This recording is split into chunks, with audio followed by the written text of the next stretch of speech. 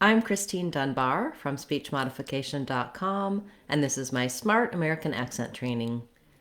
Welcome to our Word of the Day series, where I've been taking your requests for words you'd like help to pronounce in American English. Today's request was for the word subsequently, and while we're at it, we'll also look at the word subsequent, since you may want to be able to work on both of these words at the same time. The word subsequent has first syllable stress.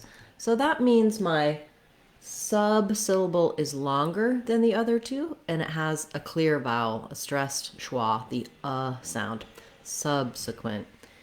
The other two vowel sounds are what are called reduced vowels. So they might sound like an or an I, but they're very short and they don't have a lot of clarity of vowel versus the first vowel, subsequent. I can clearly hear the is held for a longer time. So we focusing on that. When we look at this letter E in the dictionary, you might see it written as this sound I or as this sound I think of it more as an sound, subsa. But I could also think of it as the I sound in did and different, as long as I'm very short and reduced on that vowel. Subsequent. The letters QU say the sounds k and w together, qua. And I've also seen in the dictionary subsequent with a schwa there, but I definitely personally say it more with an I vowel, subsequent. You notice that even though we have a T at the end of this word, I'm not necessarily saying subsequent with a released T. We use what's called a stop T here in a lot of cases, and so you might not perceive or hear that T, but you don't want to leave it off entirely. You don't want subsequent with a long N. You want to bring your tongue up and stop the air abruptly, so a very short N, subsequent, and then that makes you perceive and hear that T sound.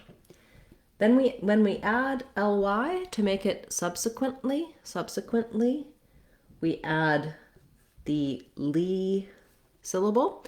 And I definitely want to make sure I do that stop T in that case. Subsequently, I move my tongue to the T/L position, and then I release into the L. So you won't hear subsequently in American English. You'll hear subsequently.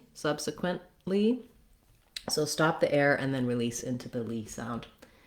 Once I can say subsequent and subsequently by themselves, I do want to try practicing it in some short phrases, because you might find that you master the word, but then when you go to speak, it still doesn't come out naturally and easily for you.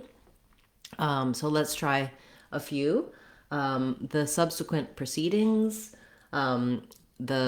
subsequently we went on to discuss it further. Okay, thank you for that request for the word subsequently. If you have a request you'd like to see as part of our Word of the Day series, feel free to leave that in the comment for this video or any of my videos. I'll be back again tomorrow with another Word of the Day video, and we do have a full Word of the Day course on SpeechModification.com. That's a free online course that has these pronunciation videos as well as definitions for the words, so you can work on both pronunciation and vocabulary.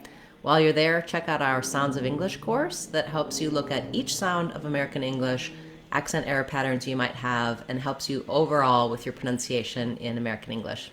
That course is under $2, as are all of our courses, either free or under $2 to make them accessible to more people. I'll also be live on Friday at 12 o'clock to answer your questions regarding pronunciation, American accent, anything to help you improve your overall communication in American English. So check out the links for that. You type your questions in the chat and I answer them live. That's at 12 o'clock Seattle time, 3 o'clock Eastern time on Fridays. I'm Christine Dunbar from SpeechModification.com. Remember, if you want to sound like a native speaker, you can do it.